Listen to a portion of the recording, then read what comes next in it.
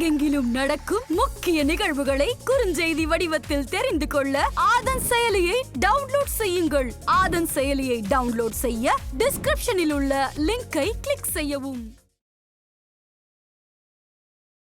இவங்க கடவுள் பேரை சொல்லி ஏமாத்துறாங்க, மக்களை முட்டாளாக்குறாங்க. ஒருத்தரை பத்தி தெரியாம ஒரு இடத்துக்கு போகாம நம்ம பேசுறமேன்னு கூட தெரியாத இருக்கவங்களுக்கு நம்ம பதில் சொல்லணும் அவசியம் இல்லை.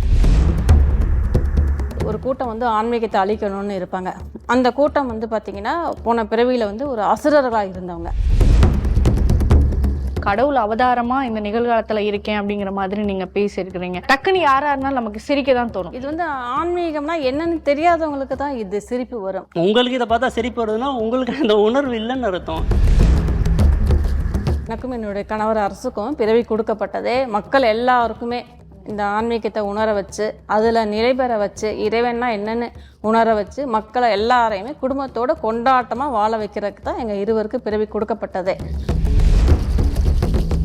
ஸோ உங்களோட ப்ரீவியஸ் கல்யாணத்தில் குழந்தைகள் இருந்தாங்களா? கணவர் உடலை விட்டதுக்கு அப்புறம் நான் தெரிஞ்சுக்கிட்டேன், ஓ இதுக்கு தான் சொல்லியிருக்காங்க, மக்கள் எல்லாருமே நமக்கு குழந்தைங்க தான். சொந்தம் பந்தம் குடும்பம் எதுவுமே இருக்கக்கூடாது, எல்லாத்தையும் விட்டுட்டு மக்கள் தானே நான் இருக்கணும், மக்கள் தான் ஃபேமிலியை விட்டுட்டு வந்துட்டீங்க. ஸோ இப்பவும் வீட்டில் இருக்கிறவங்க பார்த்துட்டு சரி நம்ம பையன் என்ன இப்படி போயிருக்கிறான் அப்படி இருக்குன்னு சொல்கிற அந்த டோன் என்னத்தை மீன் பண்ணுறீங்க? ஏன் அப்படின்னா அவங்க ஒரு மகாராணி மாதிரி இருக்காங்க, என்னையுமே ஒரு ராஜா மாதிரி தான் வச்சுருக்காங்க. சரிங்களா? என்ன குறைச்சலாக இருக்கும்? எனக்கு கஷ்டத்துல இருந்து விமோச்சனம் கிடைக்குமா அப்படின்னா நீங்க என்ன விஷயம் சொல்லுவீங்க? பக்தி பண்ண போதும். நீங்கள் பக்தி பண்ண உங்களோட கர்மா குறைய ஆரம்பிக்கும். ஆதன் ஆன்மீகம் நேயர்களுக்கு வணக்கம். நான் உங்கள் விஜய் பிரியா. ஆன்மீகம் தொடர்பான சந்தேகங்களுக்கு நம்ம நிறைய தீர்வுகள் கொடுத்துட்டு இருக்கிறோம். அந்த வகையில இன்னைக்கு நம்ம எங்க வந்திருக்கோம் அப்படின்னு பாத்தீங்கன்னா, செஞ்சிக்கு பக்கத்துல இருக்கக்கூடிய கீழ்பெண்ணாத்தூர் அப்படிங்கிற இடத்துல தான் இருக்கிறாங்க. அன்னபூரணி அப்படிங்கிறவங்க நீங்க நிறைய ரீல்ஸ்லயே ஆகட்டும், நிறைய சேனல்ஸ்லயே ஆகட்டும் பார்த்துருப்பீங்க. ரொம்பவே பிரபலமானவங்க. ஸோ அவங்க கூட தான் இப்போ நம்ம இருக்கிறோம். ஸோ நிறைய விஷயங்கள் நம்ம அவங்க கிட்ட கேட்டு தெரிஞ்சுக்கலாம். வணக்கம் மேம். வணக்கம். வணக்கம். இப்போ நிறைய நீங்க இன்டர்வியூஸ் கொடுத்துருக்கிறீங்க ப்ரீவியஸா. ஸோ நிறைய இன்டர்வியூஸ் பார்த்துட்டு நிறைய பேர் என்ன சொல்றாங்க அப்படின்னு உங்களுக்கு அது ஏதாவது தெரியுதா? ஸோ அதை பத்தி ஏதாவது கேட்டீங்களா? நிறைய நெகட்டிவ் கமெண்ட்ஸ் தான் உங்களுடைய வீடியோக்கு கீழே வந்திருக்கு. ஸோ இவங்க கடவுள் பேரை சொல்லி ஏமாத்துறாங்க, மக்களை முட்டாளாக்குறாங்க அப்படிங்கிற மாதிரியான டாக் தான் போயிட்டு இருக்கு. ஸோ அதை பத்தி நீங்க என்ன நினைக்கிறீங்க? இன்டர்வியூ பார்த்துட்டு நிறைய பக்தர்கள் தான் என்ன கோயிலுக்கு வராங்க. அது இவங்க இந்த நெகட்டிவ் கமெண்ட்ஸ் போடுறவங்களை பற்றி நீங்கள் கேட்குறீங்க. அவங்க இங்கே வந்ததும் கிடையாது, அவங்களுக்கு இந்த ஆன்மீகத்தை பற்றியும் தெரியல. ஒருத்தவங்களே இங்கே நேராக இங்கே என்ன நடக்குதுன்னு தெரியணும். தெரிஞ்சுக்கிட்டு அவங்க பேசுனாங்கன்னா அது வேற. என்ன இங்கே வந்தது இல்லை, எங்களை பார்த்தது இல்லை, இது என்னென்னு அனுபவபூர்வமாக உணர்ந்தது இல்லை, எங்கேயோ உட்காந்து நெகட்டிவ் கமெண்ட் போடுறாங்க. ஸோ இதுக்கு முதல்ல அவங்களுக்கு உண்மையாக இருக்கணும். எந்த ஒரு விஷயமும் ஒருத்தரை பற்றி தெரியாமல் ஒரு இடத்துக்கு போகாமல் நம்ம பேசுகிறமேன்னு கூட தெரியாத இருக்கவங்களுக்கு நம்ம பதில் சொல்லணும் அவசியம் இல்லை. ஆனால் இந்த பேட்டிகள் மூலியமாக நிறைய பக்தர்கள் இங்கே வந்துட்டுருக்காங்க. நிறைய பேர் உணர்ந்து இன்னும் தான் நிறைய பேர் கோவிலுக்கு வந்துட்டுருக்காங்க. அதாவதுமா இங்கே பேஸ் ஆன்மீகம் தான் எல்லாத்துக்குமே வளர்ச்சி. இந்த சமுதாயத்துல அத்தனையுமே அது வளர்ச்சி அடையணும்னா ஆன்மீகம் தான் பேஸ். இங்க எப்பவுமே ஒரு கூட்டம் ஆன்மீகத்தை அழிக்கணும்னு இருப்பாங்க. அந்த கூட்டம் பாத்தீங்கன்னா போன பிறவியில ஒரு அசுரர்களா இருந்தவங்க. அந்த அசுரர்களா இருக்கிறவங்க தான் அந்த மாதிரி கமெண்ட் போட்டுட்டு இருக்கிறவங்க. இந்த ஆன்மீகம் வளரக்கூடாது அப்படின்னு தான். இதை உணர்றவங்க இருக்கிறாங்க, அவங்க உணர்ந்து தினமும் வந்துட்டு தான் இருக்காங்க. ஓகே. ஸோ நாங்களுமே ஆக்சுவலாக உங்களோட இன்டர்வியூஸ்லாம் பார்த்துருந்தோம். ஸோ நிகழ்காலத்தில் நான் ஒரு கடவுள் அவதாரமாக இந்த நிகழ்காலத்தில் இருக்கேன் அப்படிங்கிற மாதிரி நீங்கள் பேசியிருக்கிறீங்க. சரி, இப்போ ஒருத்தவங்க இது விஷயம் சொல்கிறாங்க அப்படின்னா டக்குன்னு யாராக இருந்தாலும் நமக்கு சிரிக்க தான் தோணும். சரி, என்னடா இந்த காலத்தில் கடவுளா, அது சாத்தியமா அப்படிங்கிற ஒரு கேள்விக்குறி தான் இதுக்கு வரும். ஸோ இதை பொறுத்த வரைக்கும் நீங்கள் என்ன சொல்லணும்னு நினைக்கிறீங்க? இது சாத்தியமா? ஃபர்ஸ்ட்டு கண்டிப்பா சாத்தியம்தான். இது ஆன்மீகம்னா என்னன்னு தெரியாதவங்களுக்கு தான் இது சிரிப்பு வரும். இந்த வழியில பயணிக்கிறாங்க, தான் யாரு தன்னை உணரணும். இங்க ஏதோ ஒரு சக்தி தான் இந்த பிரபஞ்சத்தை இயக்கிட்டு இருக்கு, நம்மளையும் ஏதோ ஒரு சக்தி தான் இயக்கிக்கிட்டு இருக்கு அப்படின்னு அதுல பயணிக்கிறவங்களுக்கு இதை உணர முடியும். அவங்களுக்கு ஒரு கேலி கிண்டலா தெரியாது. அது அவங்களுக்கு இது ஒரு மிகப்பெரிய பொக்கிஷமா மிகப்பெரிய வரமா தான் தெரியும். எந்த ஒரு மூலையில இருந்தாலும் ஏதோ ஒரு வீடியோ நான் பேசுறத பார்த்தோ இல்லை ஒரு காட்சி போடுறத பார்த்தோ அவங்களால உணர முடியும். அந்த பாதையில பயணிக்கிறவங்களுக்கு இதை தாராளமாக உணர முடியும். உணர்ந்தாங்கன்னா அவங்களால இருக்கவே முடியாது, இங்கே வந்துதான் ஆகணும். அம்மா வந்து நமக்காக தான் இங்க வந்திருக்காங்க, அவதரிச்சு இருக்காங்கன்னு அங்க வந்துதான் ஆவாங்க. அதே மாதிரி இப்போ நீங்க ஒரு ஒரு கோயிலுக்கு போய் ஒரு கல் சிலையை கும்பிட்றீங்க, ஒரு கடவுள் மறுப்பாளர், கடவுளே இல்லைன்னு சொல்றவங்க இருக்காங்க, சரிங்களா? நீங்க போய் அங்க உருகி உருகி மனம் உருகி கண்ணீர் கசிந்து பக்தி செய்றீங்க, அவன் அதை பார்த்து சிரிக்க தான் செய்வான். சரி, ஏன்? அவனுக்கு அந்த அனுபவம் இல்லை, அவனுக்கு அந்த உணர்வு இல்லை. இந்த மாதிரி தான் உங்களுக்கு இதை பார்த்தா சிரிப்பு வருதுன்னா உங்களுக்கு அந்த உணர்வு இல்லைன்னு அர்த்தம். அதுக்காக வந்து உணர்றவங்க, அந்த பிராப்தம் இருக்கவங்க உணர்ந்துட்டு தான் இருக்காங்க. ஓகே. இப்போ நீங்க பர்சனல் லைஃப்ல நீங்க எங்க இருந்து வந்தீங்க, எந்த ஊரு நீங்க, இதுதான் உங்களுடைய சொந்த ஊரா? இந்த ஆன்மீகத்துல நீங்க ஈடுபடுறதுக்கான முக்கிய காரணம் இது எப்போ தோணுச்சு உங்களுக்கு? இங்க எனக்கு பிறவி கொடுக்கப்பட்டதே, ஏற்கனவே சொல்லியிருக்கேன், எனக்கும் என்னுடைய கணவர் அரசுக்கும் பிறவி கொடுக்கப்பட்டதே மக்கள் எல்லாருக்குமே இந்த ஆன்மீகத்தை உணர வச்சு, அதுல நிலை பெற வச்சு, இறைவன்னா என்னன்னு உணர வச்சு, மக்களை எல்லாரையுமே குடும்பத்தோட கொண்டாட்டமா வாழ வைக்கிறதுக்கு தான் எங்க இருவருக்கு பிறவி கொடுக்கப்பட்டதே. நாங்க பிறந்து வளர்ந்தும் போது சாதாரணமாக தான், சமுதாயத்துல எப்படி இருப்பாங்களோ அந்த மாதிரி தான் சாதாரண பிறந்து வளர்ந்தோம். அதை எப்போ அது வெளிப்படுத்தணும், அதற்கான நேரம் வரும்போது எங்க 2 பேரையும் சந்திக்க வைக்கக்கூடிய சூழ்நிலையை உருவாக்குது. சந்திச்சு 2 பேரும் வந்து திருமணம் பண்ணிக்கிறோம். திருமணம் பண்ணி ஒரு 3-4 வருஷம் இருக்கும். என்னுடைய கணவருக்கு அந்த இயற்கையே வந்து, நீங்க வந்தது இந்த ஆன்மீகத்தை போதிக்க தான் வந்தீங்க, இதுக்காக தான் உங்க இருவரையும் நான் இணைச்சு வச்சிருக்கேன் அப்படின்னு சொல்லி ஒரு தீட்சை முறையை, பயிற்சி முறைகளை, வழிமுறைகளை கொடுத்து அவங்கள வழி நடத்த வச்சுச்சு அந்த இயற்கை. என்னுடைய கணவர் அரசு தான் அந்த ஆன்மீகத்தை போதிச்சு எல்லாரையுமே உணர வச்சுக்கிட்டு இருந்தாங்க. நிறைய சீடர்கள் இருந்தாங்க என்னுடைய கணவர் அரசுக்கும். 2019 உடலை விட்டாங்க. உடலை விட்ட உடனேயே எனக்குள்ள அவங்க சூட்சுமமா செயல்பட்டு அவங்க உணர்ந்த அத்தனை விஷயத்தையும் எனக்கு உணர்த்தினாங்க. நம்ம 2 பேரும் யாரு, எதுக்காக இணைஞ்சோம், எதுக்காக பிறவி எடுத்து வந்திருக்கோம், நீ வந்து மக்கள் எல்லாருமே உனக்கு வந்து குழந்தைங்க தான், நீ அவங்க எல்லாருக்கும் உன்னை தேடி யார் வராங்களோ அவங்க அத்தனை பேருக்கும் சத்தியத்தை போதிச்சு அதில் நிலை பெற வச்சு அவங்க அத்தனை பேரையும் ஒரு அமைதியாக ஆனந்தமாக குடும்பத்தோட கொண்டாட்டமாக வாழ வைக்க வேண்டியது உன்னுடைய பொறுப்பு, அதுக்கு தான் நம்ம 2 பேர் வந்திருக்கோம் அப்படின்னாங்க. அந்த செகண்ட் தான் நான் உணர்ந்தேன். ஓகே. ஸோ இப்போ சாரை வந்து நீங்க சொல்லியிருந்தீங்க உங்களுடைய முதல் கணவருடைய ஆத்மா வந்து இவருடைய உடம்புல இருக்கு, ஸோ நாங்க வந்து சேர்ந்து மீட் பண்ணணும் அப்படிங்கிறது விதியில எழுதப்பட்டிருக்கு அப்படிங்கிற மாதிரி நீங்க சொல்லியிருக்கிறீங்க. இது உங்களுக்கு தெரியுமா ஃபர்ஸ்ட்? அம்மாவுக்கு அவங்களுடைய ஹஸ்பண்ட் வந்து சொல்லியிருக்கிறாங்க, கனவுல பேசி இருக்கிறாங்க, கூடவே இருந்து செயல்பட்டு இருக்காங்க அப்படின்னு, இது உங்களால உணர முடிஞ்சதா ஃபர்ஸ்ட்? இல்லை, முன்னாடி தெரியாது எனக்கு. எனக்கு வந்து ஒரு ஆன்மீகத்தில் ஆர்வம் இருந்துச்சு. ஸோ நான் வந்து இந்த பயணத்தில் வந்துட்டு இருந்தேன். எனக்கு முழுமையாக உணர்ந்ததுக்கப்புறம் என்னோட பிறவி நோக்கம் வந்து ஆன்மீகத்துக்கு தன்னை அர்ப்பணித்து சேவை செய்கிறது தான் அப்படின்றத உணர்ந்து, ஸோ அதை சேவை செய்கிறதுக்காக தான் இணைஞ்சு நான் செஞ்சுட்டு இருந்தேன். எனக்கு தெரியாது, ஒரு சில மாதத்துக்கு அப்புறம் முன்னாடி தான் அந்த பரிணாமம் நடந்தது. ஓகே. நீங்க எப்படி மீட் பண்ணீங்க அம்மாவை? எங்க மீட் பண்ணீங்க? வந்து 8 வருஷத்துக்கு முன்னாடி தீட்சை எடுத்து எல்லாருமே எப்படி மற்ற டிவோட்டிஸ்லாம் இருக்காங்க, 8 வருஷமா அவங்க தீட்சை எடுத்து இந்த பயணத்தில் வந்தாங்க, செல்ஃப் ரியலைசேஷன் சொல்லுவாங்க. ஸோ அந்த பயணத்தில் வந்து ஒருத்தர் நானும் அப்படிதான் பயணம் தொடரும். நீங்க பக்தரா வந்து அம்மாவை மீட் பண்றதுக்கு வந்திருக்கிறீங்க. ஓகே. ஸோ அதுக்கப்புறமா மீட் பண்ணப்போ தான் இந்த விஷயம், இந்த பயணத்துல வந்து அதுதான் இல்லை வரும்போது முழுமையா என்ன, அதாவது வந்துமா ஒவ்வொருத்தருமே ஒரு பிறவி நோக்கத்துக்காக தான் இங்க வராங்க. அவங்க வந்து எப்போ அது தான் இதை உணரணும் அப்படிங்கும் போது தான் இந்த வழியில் பயணிக்க ஆரம்பிப்பாங்க. இப்போ சாதாரணமாக ஒருத்தவங்க வராங்க அப்படின்னா அம்மா கிட்ட தீட்சை எடுத்து அந்த வழியில் பயணித்து அவங்களுடைய எண்ணம் கடந்து, மனம் கடந்து, அறிவு கடந்து, ஆணவம் கடந்து, அந்த 4 ஆணவம், அகங்காரம் அத்தனையும் அழிக்கப்பட்டு வெறும் இறைத்தன்மையாகவே இருந்து அவங்க என்ன வேலை செய்ய வந்தாங்களோ, ஒரு டாக்டராக இருந்தாங்களா, ஒரு இன்ஜினியராக வந்தாங்களா, ஒரு கார்பெண்டராக வந்தாங்களா, ஒரு மேஸ்திரியா, என்ன வேலை வந்தாங்களோ வெறும், அதாவது நான் தான் டாக்டர், நான் தான் இன்ஜினியர் இருந்தாங்கல்ல, அது அழிக்கப்பட்டு வெறும் ஒரு கருவியா இருந்து அந்த வேலையை செய்துட்டு இருப்பாங்க. அந்த இறைத்தன்மை என்ன உணர்த்துதோ, என்ன எப்படி செயல்பட வைக்குதோ அது மாதிரி செயல்படுவாங்க. அது மாதிரி இவங்களோட பிறவி நோக்கம் அந்த மாதிரி அந்த இறைத்தன்மையில நிலை பெற்று அரசோட தன்மையா செயல்பட வந்திருக்காங்க. இவங்களோட பிறவி நோக்கம் அதுதான். ஓகே. ஸோ உங்களுக்குள்ள வந்து பாத்தீங்கன்னா நீங்க நிறைய இன்டர்வியூல பேசும்போதே தெரியுது, அந்த ஒரு அண்டர்ஸ்டாண்டிங் வந்து 2 பேருக்குமே வந்து ஒரு பர்ஃபெக்டா செட் ஆயிருக்கும். ஸோ நிறைய இடத்துல நீங்க அவங்கள விட்டு கொடுக்காம பேசுறதும், ஸோ அம்மா நீங்க அவரை விட்டு கொடுக்காம பேசுறோம், அந்த ஒரு விஷயம் வந்து இப்போ வரைக்குமே லாங் லாஸ்டிங்கா இருக்கு. ஸோ உங்களோட ப்ரீவியஸ் கல்யாணத்துல குழந்தைகள் இருந்தாங்களா உங்களுக்கு? இல்லை, குழந்தைங்க நாங்க வந்தது அப்பவே வந்து சொன்னது தான். நம்ம 2 பேரும் வந்து என்னோட கணவர் அரசுக்கு வந்து எல்லா விஷயங்களுமே உணர்த்தப்பட்டுருச்சு. அவங்க உடலை விட்டதுக்கு அப்புறம் எனக்கு எல்லாம் தெரியும். அதுக்கு முன்னாடி வந்து என்கிட்ட வந்து சூட்சுமமா சொல்லுவாங்க. அது எப்ப வெளிப்படணுமோ அந்த வெளிப்படக்கூடிய காலத்துல தான் அது வெளிப்படையா சொல்ல முடியும். அது முன்னாடி வரைக்கும் வெளிப்படுத்தக்கூடாது. அதுதான் அது அந்த தர்மம்ங்கிறது. அதனால சூட்சுமமா தான் சொல்லுவாங்க. நம்ம வந்தது வந்து ஒரு பிள்ளையை பெற்று அதை வளர்த்து அதை ஆளாக்குறதுக்கு நம்ம வரல. நம்ம வந்தது நம்ம இணைஞ்சது எல்லாமே வேற ஒண்ணுக்கு அப்படிம்பாங்க.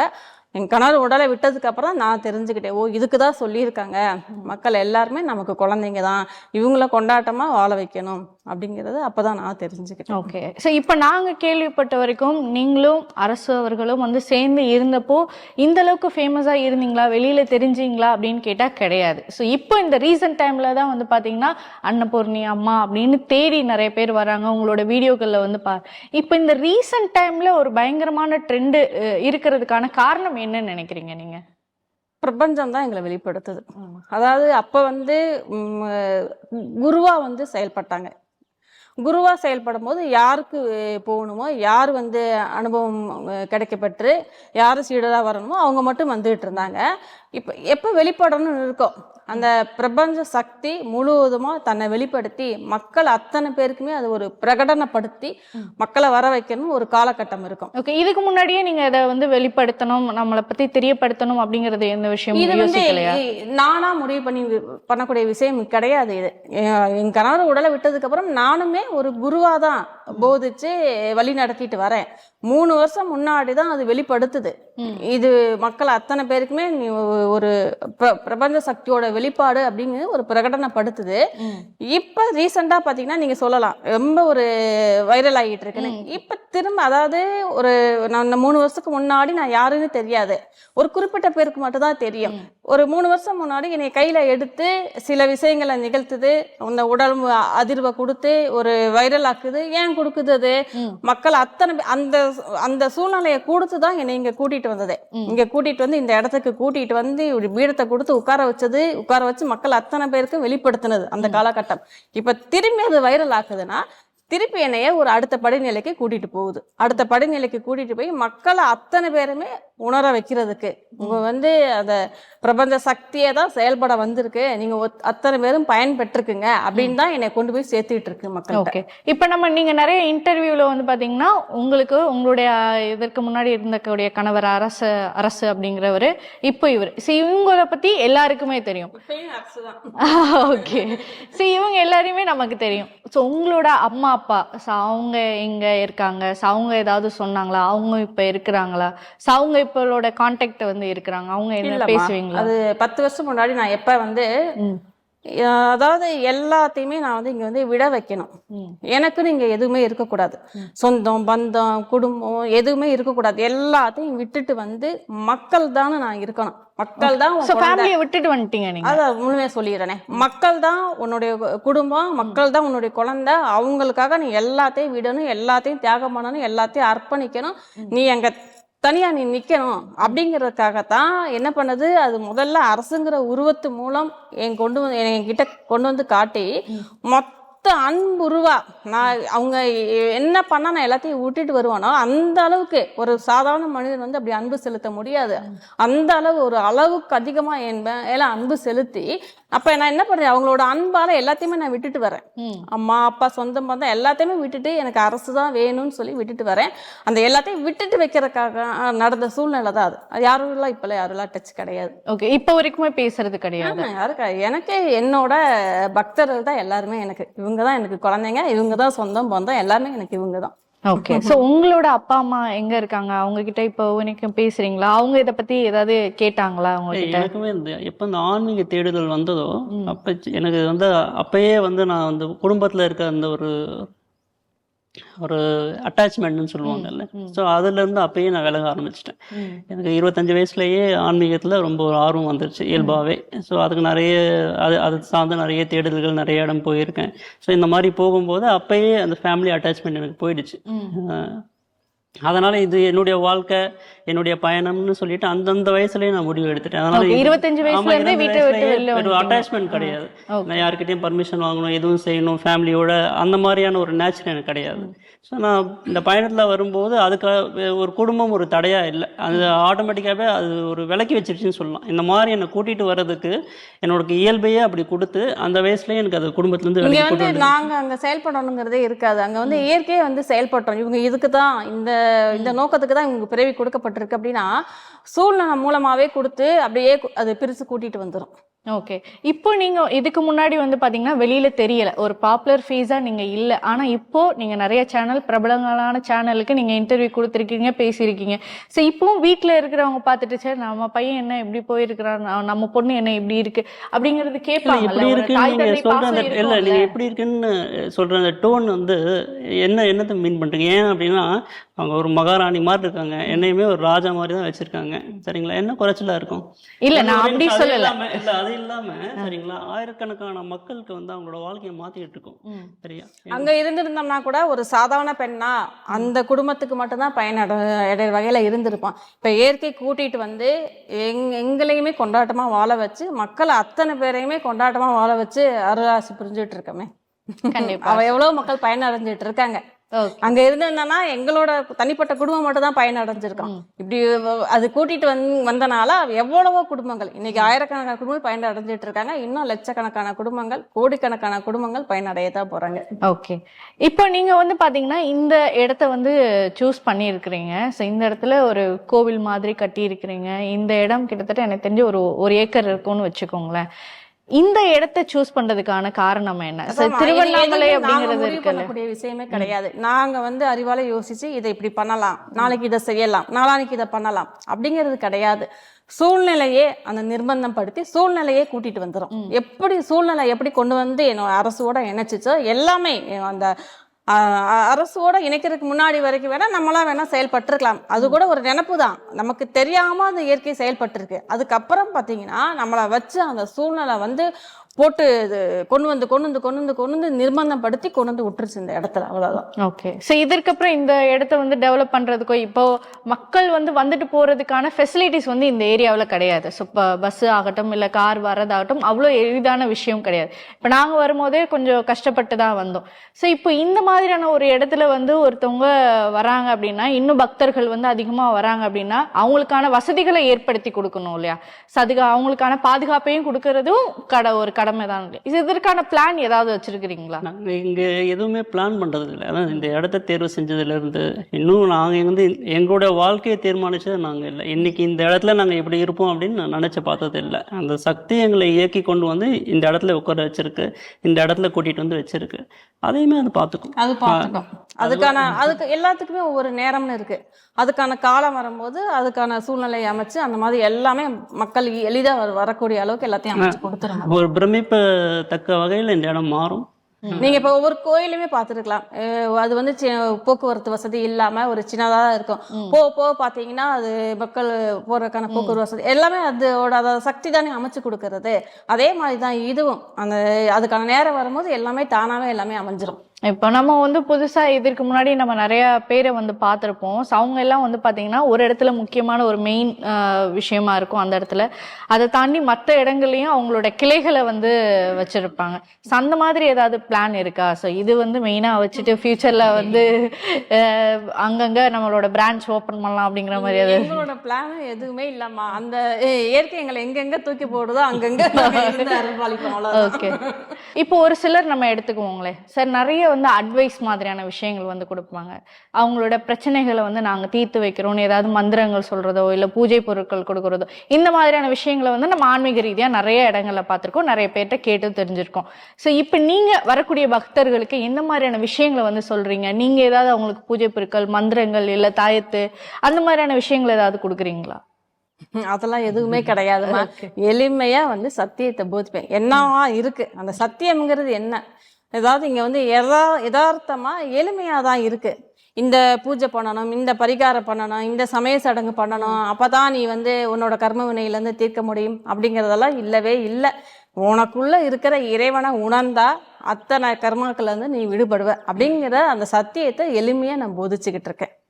இங்க எந்த ஒரு பரிகாரம் சமய சடங்கு எதுவுமே கிடையாது. மூட பழக்க வழக்கங்களுக்கு இங்க இடம் கிடையாது. அது மாதிரி ஒரு பாமர மக்கள் வராங்க அப்படின்னா அவங்களுக்கு வந்து அந்த அவங்க வந்து தன்னை உணரணும், அந்த ஆன்மீகத்தில் பயணிக்கணும்னு வரல. அவங்களுக்கு அவங்களோட குறைகள் நிவர்த்தி ஆகணும்னு வராங்க. அது அவங்க பக்தி இருந்தால் போதும். அங்கே பக்தியாக வந்து அம்மா என்னுடைய இந்த குறைகள் இருக்குது, உடல் ஆரோக்கியம் வேணும், வாழ்வாதார பிரச்சனை சரியாகணும்னு எப்போ ஒரு பக்தியாக அவங்க வேண்டிட்டு போகிறாங்களோ எல்லா குறைகளும் அவங்க அருளால் நிவர்த்தியாக ஆரம்பிச்சிடும். ஓகே, இப்போ நம்மளுடைய ஒரு வாழ்வாதாரத்தை ஒரு சராசரி நார்மல் மனிதன் நம்மளுடைய வாழ்க்கைக்கு தேவையானது பணமாக நமக்கு இருக்கு. ஒரு போதிய அளவுக்கு நமக்கு பணம் வேணும் அப்படின்னு பார்த்தீங்கன்னா நம்ம எல்லாரும் வேலைக்கு போகிறோம், சம்பாதிக்கிறோம் அப்படின்னா. ஸோ உங்களுக்கு இப்போ இந்த இடம் கோவில் கட்டுறதுக்கான இது பின்னாடி நீங்கள் அரசு அவர்களுடைய சிலை வந்து வச்சிருக்கிறீங்க. ஸோ இதற்கெல்லாம் பணம் எப்படி நீங்கள் அதை ரெடி பண்ணீங்க? நான் நிறைய வீடியோவில் சொல்லியிருக்கேன். இதில் வந்து 8 வருஷமா என் கூட தீட்சை எடுத்து பயணித்தவங்க அவங்க எல்லாரும் சேர்ந்து போட்டிருக்காங்க. இந்த இடம் வாங்கும்போது நான் முதலே சொல்லியிருந்தேன், அந்த இன்டீரியர் தான் 2 பேரும் வந்து வரும்போது பார்த்திங்கன்னா எதுவுமே இல்லாமல் வெறும் ஒரு அன்பு உணர்வாக தான் வந்தோம். வந்து எங்கள் வாழ்க்கைக்கு என்ன தேவையோ அவங்களுக்கு வந்து இன்டீரியர் டிசைனர் எனக்கும் கற்றுக் கொடுத்து 2 பேருமே அந்த வேலை தான் எடுத்து பண்ணிகிட்டு இருந்தோம். அதில் சம்பாதிச்ச பணம் எல்லாமே கொண்டு வந்து போட்டு இடம் நான் போட்டு வாங்கினேன். அதுக்கப்புறம் அந்த கோயில் கட்டினது எல்லாமே என்னோட பக்தர்கள் தான். இப்போ வந்து நம்ம ஆன்மீகம் ரீதியாக நிறைய விஷயங்கள் நம்ம பேசணும். நம்மளோட ஒரு கோவிலுக்கு நம்ம போகிறோம் அப்படின்னா நம்மளுடைய கர்மாவை நிற்கணும் அப்படிங்கிறது தான் எல்லாருடைய தேவையாகவும் இருக்கும். நான் பூர்வ ஜென்ம புண்ணியத்தில் நான் என்ன பண்ணேன், என்ன பாவம் பண்ணேன்னு தெரியல, இந்த ஜென்மத்தில் நான் இப்படி ஒரு கஷ்டத்தை அனுபவிக்கிறேன், இவ்வளோ கஷ்டப்படுறேன் அப்படிங்கிறத தான் எல்லாருடைய. எனக்கு வந்து கஷ்டத்துல இருந்து விமோச்சனம் கிடைக்குமா அப்படின்னா நீங்க என்ன விஷயம் சொல்லுவீங்க? ஒரு பக்தர்கள் உங்களை தேடி வர்றாங்க, எனக்கு இந்த கர்மால இருந்து ஒரு நல்ல ஒரு புத்துணர்வு இருக்கிற மாதிரியான ஒரு பிறவி இந்த வாழ்க்கையில நான் வாழணும்னு நினைக்கிறேன் அப்படின்னா நீங்க என்ன அட்வைஸ் கொடுப்பீங்க? இதுவே இதுதான், அந்த பிரபஞ்ச சக்தி வந்து செயல்படுறதுக்கு அடிப்படை காரணமே உங்களை அந்த கர்ப்பத்திலிருந்து விடுவிக்கணும், மக்களை அவங்களை வந்து அந்த முக்தியை கொடுக்கணும் அப்படின்றதுக்காக தான் இந்த மாதிரி உடல் எடுத்து வந்து செயல்படுறது. முதல்ல கடவுள் ஏன் வந்து ஒரு சிலையாகவே இருந்துட்டு போயிடலாமே, அந்த சக்தி சிலையாகவே இருந்தால் ஒரு ஆன்மீக சக்தியத்தை போதிச்சு இது வந்து ஒரு சாதாரணமாக அந்தந்த மனுஷன் வந்து கர்ம வினையிலேருந்து அவங்களாவே விடுபட்ட முடியுமா, அவங்களாவே ஆன்மீகத்தில் அந்த முக்தி அடைஞ்சிட முடியுமா, ஞானம் அடைய முடியுமானா முடியாது, ஒரு காலம் முடியாது. அதுக்காக தான் அந்த பிரபஞ்ச சக்தி உடல் எடுத்து வருது, வந்து இந்த சத்தியத்தை போதிக்கிறது மட்டும் இல்லாமல் வெறும் இது வந்து அந்த காலத்தில் வந்து முனிவர்கள் வந்து காட்டில் போய் தவம் பண்ணாங்க, வாழ்க்கையை அர்ப்பணித்தாங்க. எதுக்காக எல்லாமே பண்ணாங்க அப்படின்னா தன்னை உணரணும், அந்த இறைவனை உணரணும் அப்படின்னு. அந்த சக்தி வந்து செயல்படும் போது நீங்கள் உட்காந்து ஒரு மணிக்கணக்காக பயிற்சி பண்ணணும், நீங்கள் வந்து ஒரு கடுமையான முயற்சி பண்ணணும் எந்த அவசியமே இல்லை. பக்தி பண்ண போதும். இங்கே வந்து பக்தி பண்ண உங்களோட கர்மா குறைய ஆரம்பிக்கும். இப்போ இங்கே வராங்க, அவங்க பக்தி பண்ணால் அவங்களோட குறைகள் நிவர்த்தி ஆகுதுன்னு சொல்கிறோம்ல, இங்கே பக்தி பண்ணும்போது அவங்க கர்மா குறையுது, அதனால அவங்க குறைகள் நிவர்த்தி ஆகுது. அதே மாதிரி ஆன்மீக தீட்சை எடுத்து பயணிக்கும் போது அவங்க இவங்கிருந்து வெளிப்படுற அந்த பிரபஞ்ச சக்தி, அந்த காஸ்மிக் எனர்ஜின்னு சொல்லக்கூடிய அந்த இறை சக்தி வந்து அவங்களுக்குள்ள நிறைக்க அவங்க மனப்பதிவுகள்னு சொல்லக்கூடிய அந்த கர்மாக்கள்லாம் அவங்களுக்கு சுத்தப்படுத்தப்படுது. அதில் தான் அவங்க கர்மா குறைஞ்சு படிப்படியாக அந்த எண்ணங்கள் கடந்து, முதல்ல எண்ண ஓட்டங்கள் ஓடிக்கிட்டே இருக்கும், அதெல்லாம் அது ஸ்டாப் ஆகிடும். மனம் கடந்து, அந்த அறிவு கடந்து, ஆணவம் கடந்து, ஆணவன்றது உங்களோட பர்சனாலிட்டி, நான் தான் அப்படின்னு சொல்லிட்டு அந்த ஆணவத்தோட பேஸ்லேருந்து தான் நீங்கள் செயல்படுறீங்க. அந்த தன்மையுமே அந்த ஆணவமே ஒன்றும் இல்லாமல் ஒன்றுமற்ற தன்மை, ஒரு இருப்பாக இருப்பீங்க.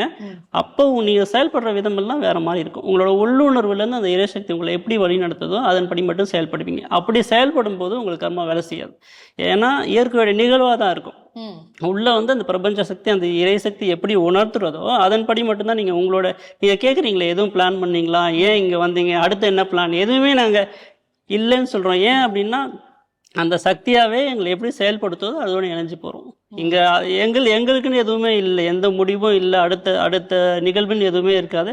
எங்களுடைய பக்தர்கள் பயணித்து அந்த நிலையில் இன்றைக்கி ஆயிரக்கணக்கான பக்தர்கள்னு அந்த நிலை பெற வச்சுருக்கோம். இங்கே வந்திருக்கவங்கெல்லாம் நிறைய அந்த நிலையில் நிலை பெற்றிருக்காங்க. அவங்கள கேட்டிங்கன்னா நாளைக்கு நீங்கள் என்ன பண்ண போகிறீங்கன்னு கேட்டிங்கன்னா அவங்ககிட்ட எந்த பதிலும் வராது. ஏன் அப்படின்னா அம்மா என்ன உள்ளுணர்வாக உணர்த்துறாங்களோ அதன்படி செயல்படுவோம். அப்படி செயல்படும் போது கர்மா இருக்காது.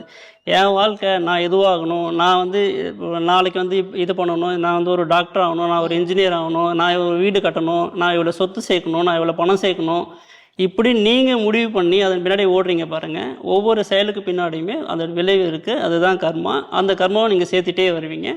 அதன்படி உங்கள் வாழ்க்கை அமையும். இது வந்து 2 வாழ்க்கை இருக்குது. கர்மா படி வாழ்கிற வாழ்க்கை இருக்குது, அந்த இறைசக்தியை உணர்ந்து அந்த இயற்கை நிகழ்வாக வாழ்கிற வாழ்க்கை இருக்குது. இப்படி போகிறவங்களுக்கு எந்த கர்மா இருக்காது, எதிர்காலத்தை பற்றி பயம் இருக்காது. அந்த இயற்கை சக்தியை பாதுகாப்பு கொடுக்கும்.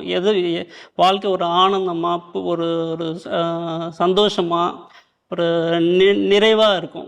இந்த பக்கம் போகிறவங்களுக்கு வந்து ஒரு மன சஞ்சலத்தோட, கஷ்டம், கவலை, துன்பம், ஏன் பிறந்தோம், எதுக்கு போடுறோம், ஏன் ஓடுறோம், எதுக்கு ஓடுறோன்னு தெரியாமல் வாழ்க்கையோட ஓட்டத்தில் ஒரு ஆட்டு மந்த கூட்டம் மாதிரி ஓடிட்டு இருப்பாங்க. இதுதான் வித்தியாசம்.